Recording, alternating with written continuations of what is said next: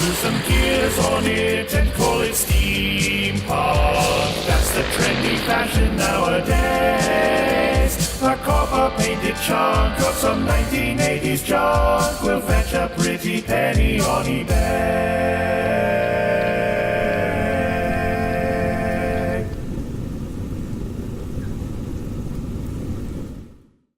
This show is all about our passion for creating, inspiring others, and figuring out creative ways for our passions to help other people. It's no longer a hobby, and it's more than a passion. It's a way of life. When we started just 8 years ago, it was all about having fun. Then, that fun grew into a bit of an obsession. We started building larger props, massive costumes, and even vehicles. We fell in love with steampunk and cosplay, and Hatton Cross Steampunk has become a worldwide presence. My name is Dave Lee. We are Hatton Cross Steampunk, and this is HCS Creates.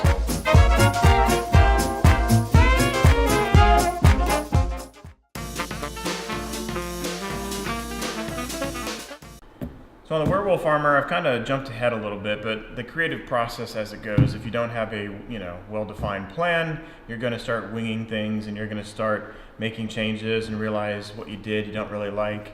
So one of the things that I changed was these pieces here. They were 2 on each side, and I just didn't like the way it flowed.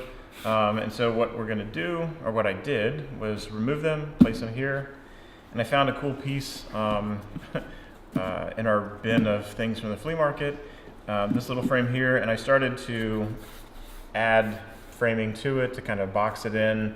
We're going to put some hoses here, and then on the bottom there's you're not just limited to the EVA foam mats. You can also get some of the 2mm foam sheets. These are great. You get smaller sizes, you can get the bigger sizes. We got a pack here, and they're real easy to get pretty much any store. But this stuff is great too because you can use it for a lot of different detail marks. And so it looks out of place right now because it's red or pink, but it's going to get a coating of the plastic spray that will make everything black, and so you won't even notice in the end. But what I did was, on this, I cut out kind of these little flaps, and then I started to glue them up because using the little technique we talked about earlier, I'm going to put some googly eyes here for rivets, and it'll make it have a more machine look. So I wait for 2 seconds and everything changes. Well, you know how it goes. You get an idea and then you start rolling, and next thing you know, you're taking things apart. Why are we even here? Yes. So Jessica, why don't you show? So we were talking about having an alarm clock. So as you if you have a plan in the beginning, then you have a better cohesive design, and that's the ideal way to go. But even when you have a great plan, you're going to be inspired and come up with new things. So one thing we came up with the story was that this is a power pack that a werewolf is wearing. He wants to be kept, or he or she wants to be kept aware of the time that he or she has left before they revert back to human. And I was also thinking maybe that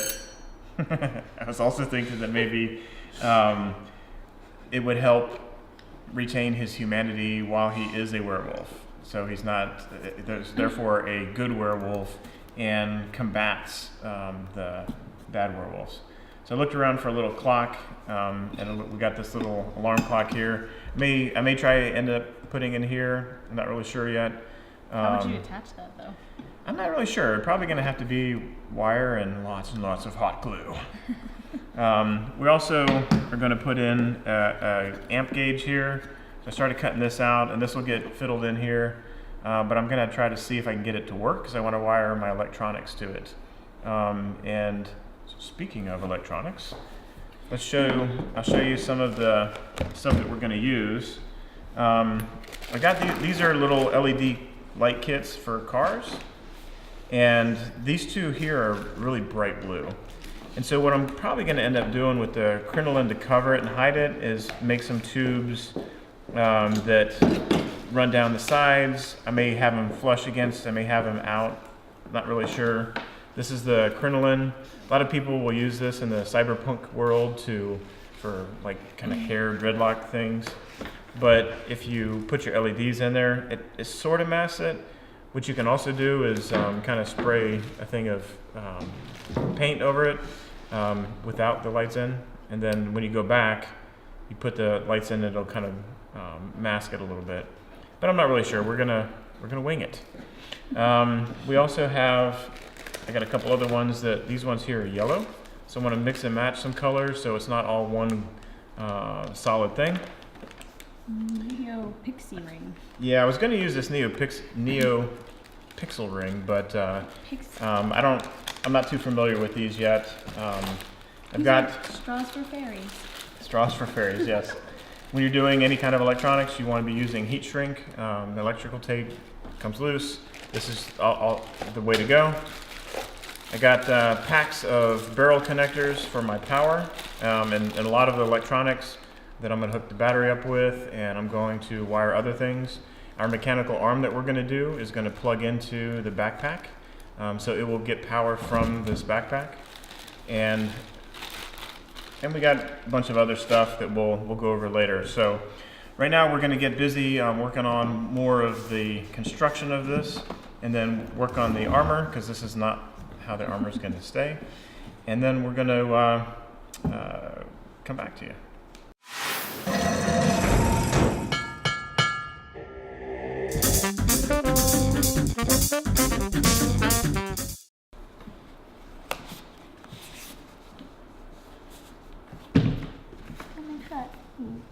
Oh no. So this is not going to work like I thought. I was going to put that in the top, but now it's not going to work as a bleed valve, so I'm going to have to probably put it along like this maybe. Because then I can't take the top off. I have to be able to take this off in order to get the batteries and stuff. And Here, you want to put a hole? that's a good idea.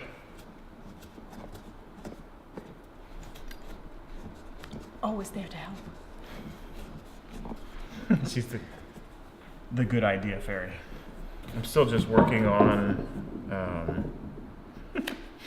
I'm just working on the detail pieces of the backpack. Mm-hmm. So, you know, there's lots of textures and layers that have to be that I don't know yet exactly, because as I said, I didn't make a plan ahead of time. I just kind of had an idea for a cylindrical backpack. If you just put a cylindrical object on their back, it doesn't look very impressive, you know. So layers, like with clothes, always look good. Ever exciting part of foam armor work, holding two pieces together so hot glue can cool down and hold. It's fun.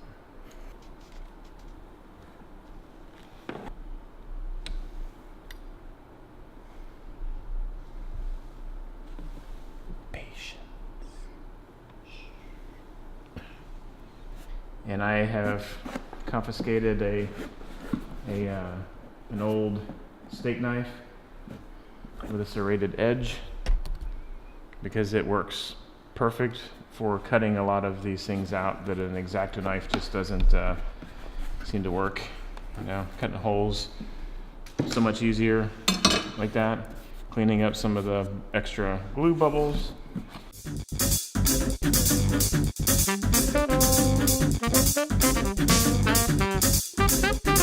Alright, follow me, we're going to see the native environment of the werewolf, something or other.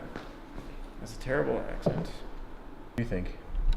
Is this more symmetrical if I put this little voltmeter here, or if I put it off to the side, kind of causing an asymmetrical?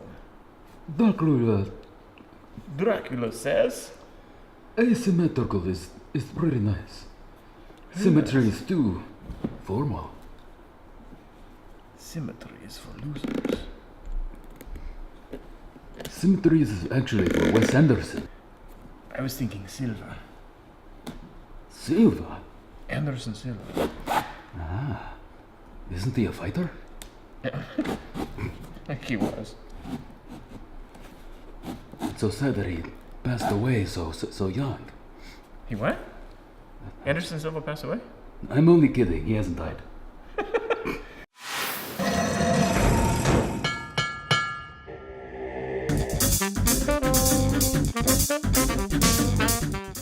So I want to give some free commercial time here to an awesome company. If you go to modeltrainsoftware.com, you can get all kinds of pre-wired LED kits that come with the resistor and everything done up with a voltage range or a set voltage. And this is their police LED kit. Fantastic. And what it's going to do is it's going to give me 2 fast flashing white LEDs, 2 slow flashing red, and 2 fast flashing blue. So red, white, and blue all flashing at different speeds. And it gives a really fantastic, I mean, it's made for a police car, but it gives it a really fantastic dynamic to adding lights and things like that to your steampunk art. And I think this is maybe, I'm not sure of the price, but it's relatively inexpensive. So we're going to wire that up, and all you have to do is take it out, and it is literally as simple as taking all of the different LED colors and doing all the reds together, all the blacks together, and then we're going to solder these into our thing. And I'm probably going to poke a hole here and put them in this, so this is flashing and whatnot, because I'm going to have vertical lights coming down the sides here, the blue and the yellow, and so that'll be solid, and then this will be my flashing. Another thing you could do would be to have them popping up here, maybe would be interesting, you know, so they're all flashing across like different dials. It's up to you what you feel. They're it's fun and easy to do, but these are going to get wired in after we do our plastic spray dip. All right, so this is going to be embarrassing.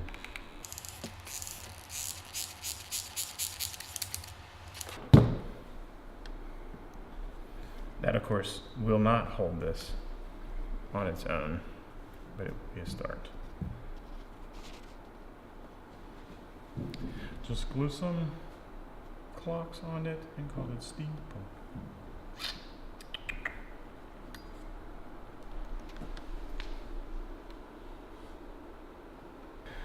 So our in-house carpenter is a robot that you'll meet pretty soon.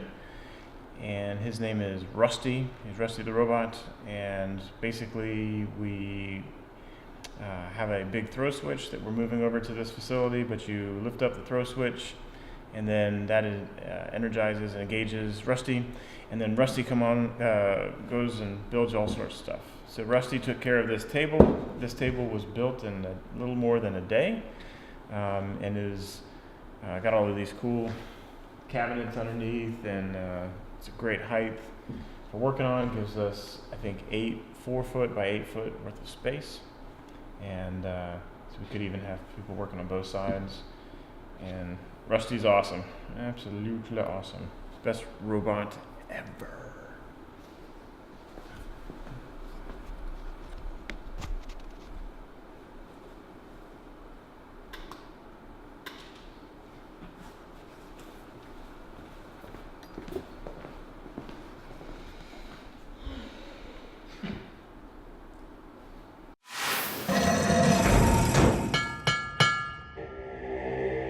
The show, to me, means everything.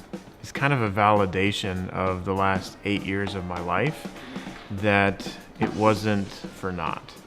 But to have the show and to share my passion and my family's passion for this, and to connect with people at a whole different level and audience, I suppose, is everything. You know, I mean, I guess anything you believe strongly in, you like to share that with people. And so this gives me an opportunity to share this with a whole lot more people than online media will, social media will do.